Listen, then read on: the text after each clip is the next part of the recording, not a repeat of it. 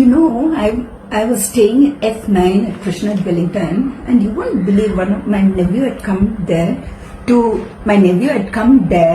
to use the gym along with us, and that's the time when Rakesh Shetty, who was the secretary at that time, walked in. He started abusing my nephew so badly, and my nephew didn't know what to tell. He was so shocked. He said, Rakesh Shetty, sir, I am a doctor, sir. This Rakesh Shetty was he was telling, what will you do if I come and rape your patients?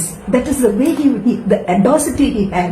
My nephew was so shocked, being a doctor, how come he is using these type of languages? And he totally was under depression, and then we all tried to pull him up. Being a doctor, we had to pull him out of all these problems. And then within 2 months, we just left Krishna Wellington, and we didn't want to stay anymore in a place where the secretary behaves in this way, in this audacity, with no respect, no understanding, nothing at all. I really pity the old people who are staying there. Rakesh Shetty ಜೊತೆ ಪ್ರಶಾಂತ್ ಅಂತ ಒಬ್ಬ ಇದ್ದಾನೆ. ಅವನು ಇಬ್ರು ಸೇರ್ಕೊಂಡು ತುಂಬಾ ಎಲ್ಲರಿಗೂ ತೊಂದರೆ ಕೊಡ್ತಾ ಇದ್ದಾರೆ. 10 ವರ್ಷದಿಂದ ಅವ್ರ ಮೇಂಟೆನೆನ್ಸು ಕಟ್ಟಿಲ್ಲ, ಮತ್ತೆ ಯಾರಿಗೂ AGM ಸರಿಯಾಗಿ ಮಾಡಿಲ್ಲ. ಅವರು ನಮಗೆ ಮಾಡಲ್ಲ ಅಂತ ಹೇಳ್ತಾರೆ. ಅವ್ರು ಬಂದು ಯಾರಿಗೂ AGM ಮಾಡಿಬಿಟ್ಟು ಎಲೆಕ್ಷನ್ ನಲ್ಲಿ ಯಾರಿಗೂ ಮುಂದೆ ಬರಕ್ಕೂ, ಮೊನ್ನೆ ನಮ್ಮ ಮನೆಗೆಲ್ಲ ಬಂದು ಮಕ್ಕಳೆಲ್ಲ ಹೆದರ್ಕೊಟ್ಬಿಟ್ರು. ಸಿಕ್ಕಾಪಟ್ಟೆ ಕೂಗಾಡಿದಾನೆ.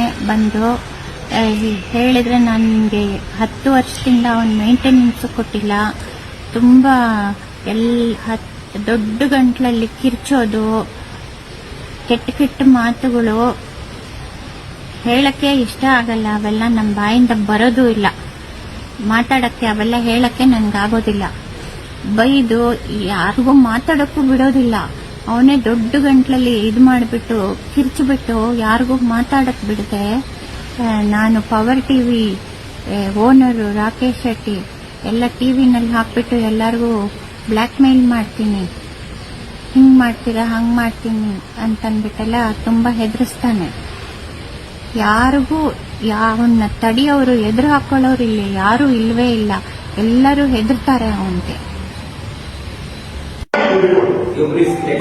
ಸರ್, ಇವರು ಪವರ್ ಟಿವಿನವರು ನಮ್ಮ ಪ್ರೈವೇಟ್ ಇಶ್ಯೂ ಬಂದು ರೆಕಾರ್ಡ್ ಮಾಡಿದ್ರೆ ನಾವು ಮಾಡಲ್ಲ, ನಾವು ಮೀಟಿಂಗ್ ಮಾಡಲ್ಲ. ಮತ್ತೆ ಗವರ್ಮೆಂಟ್ ಯಾರು ಹೆಲ್ಪ್ ಬರ್ಲಿಲ್ಲ ಅಂದ್ರೆ ಇಲ್ಲಿರೋ ಹೆಣ್ಮಕ್ಳು ಎಲ್ಲಾರು ಸೂಸೈಡ್ ಮಾಡ್ಕೋಬೇಕು, ಇಲ್ಲ ಅಂದ್ರೆ ಮನೆ ಬಿಟ್ಟು ಹೋಗ್ಬೇಕು. ಅವನು ಒಬ್ಬನೇ ನಾನೇ ರಾಜ ಅಂತ ಎಲ್ಲ ಬಿಲ್ಡಿಂಗು ಇಟ್ಕೊಂಡ್ಬಿಡ್ತಾನೆ ಅಷ್ಟೇ.